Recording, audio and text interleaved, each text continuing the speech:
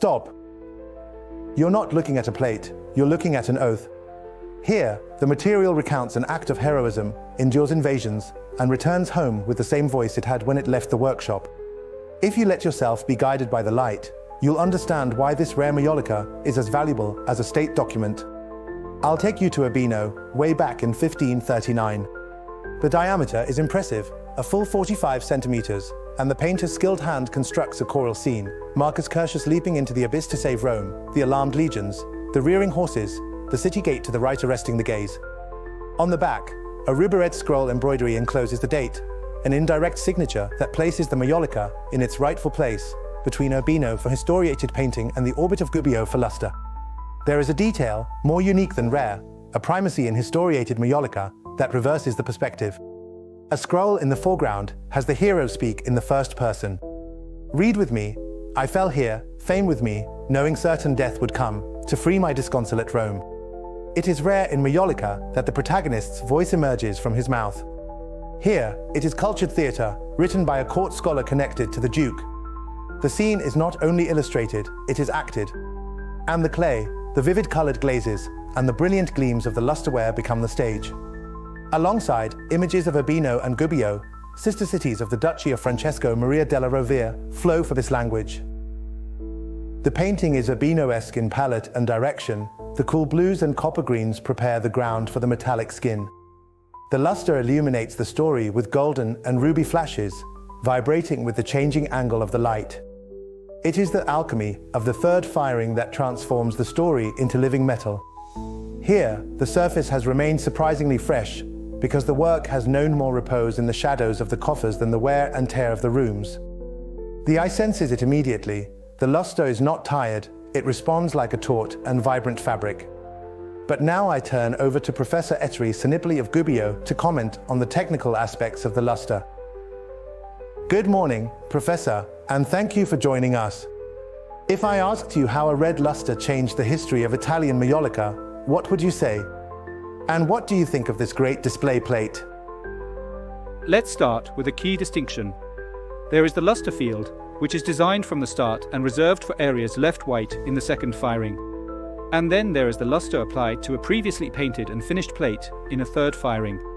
These are two different methods, and they also correspond to different periods in the career of Master Giorgio Andreoli and his son Vincenzo.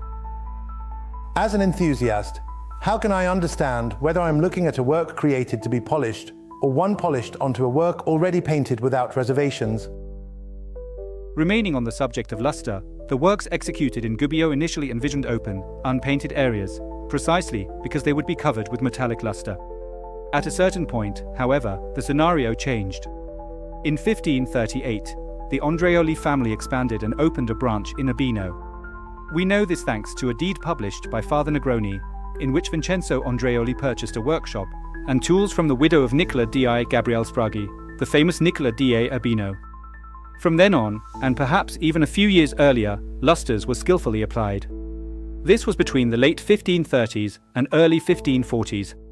In this context, large metallic lustres were no longer sought, but a more musical use of lustre. Professor, what do you mean by musical use? It means vibration, touches that illuminate without being overwhelming. You see filaments, dots, necklaces, corals, horse harnesses, details that light up. And then the backgrounds, the red skies of sunset, with large sunbeams. These are recurring motifs in Urbino's work when he decides to use lustres. The gold, and especially the ruby red, enter into a dialogue with the paint already fixed at high heat. So this dish fully confirms this reading, the polishing intervention on an already finished artifact. This is confirmed by its size and the quality of the lustre. Regarding the actual painting, for completeness, I refer you to scholars like Timothy Wilson, who have authoritatively studied this field. But as for the lustre, we see exactly that language here. The verso also conveys it well. The red decoration, with large stylized racemes, covers the entire surface, a typical feature of this Urbino phase. And in the center, proudly, is the date 1539 and the indication of the ruby scrolls within the two yellow bands near the rim. Those who follow us immediately notice that red. Why is it so special?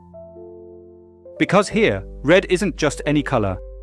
It's the ruby red associated with the name of Master Giorgio. A unique technical achievement, a true alchemy for its time, achieved through a third firing in a reducing atmosphere. The copper and silver oxides transform into an extremely thin film that diffracts light. That ruby, the fruit of a recipe and a kill, holds enormous historical significance in Italian majolica. It has been admired and sought after, but never truly replicated for centuries with the same quality. When you see it vibrate in the details, you understand why the artifacts linked to that environment are considered unique masterpieces. So, for those who are watching, what is the most correct interpretation? Observe how the luster enters the score with the painting. If it illuminates the right spots, if it orchestrates horses, armor, and jewels, if the sky lights up in a twilight that doesn't obscure but enhances the scene, then yes, you are looking at a mature work of this period. In this dish, the application of luster isn't a casual addition, it's a second director who enters when the scene is ready. Professor, thank you. I'd say today we've seen how to recognize a great display dish, and above all why this red continues to speak to us and amaze us. Thank you. And an invitation to those who listen. If you can, watch firsthand how the light changes on the luster, just move the plate slightly with your gaze. You'll understand why the ruby red born between Gubbio and Urbino has reached a peak that time has never surpassed. Did you hear that? Here, history isn't just in books. You can see it lit up on the edge and in the skies. If this conversation was helpful, share it now with those who love Italian art. And come back, because the next chapter of our journey through luster begins with the reflection you still have in your eyes. Finally, let's return to his collecting history, because his biography is a true novel. Paris, spring 1940. France surrenders and the men of the Einsatzstab Reichsleiter Rosenberg arrive. This plate enters the list with a cold number. Our 4099 disappears behind an acronym. Then Austria, the salt mines of Altaussee. In 1945, the monuments men reopen the crates, find the code, relocate the work, and send it to the Munich Central Collecting Point, where it becomes card 125711. On January 9, 1946, it departs, returns to France, and is finally returned to the Rothschilds. A chain of papers that shines like luster, a provenance more clear and illustrious than any other. If you're looking for a majolica that doesn't simply illustrate a legend of heroic virtue, but carries with it the warmth of history, this is it.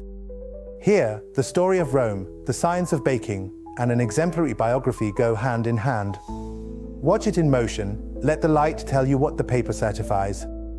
In this dish, memory isn't a recollection, it's a shining present. Come and discover it for yourself at the historic Altamani galleries.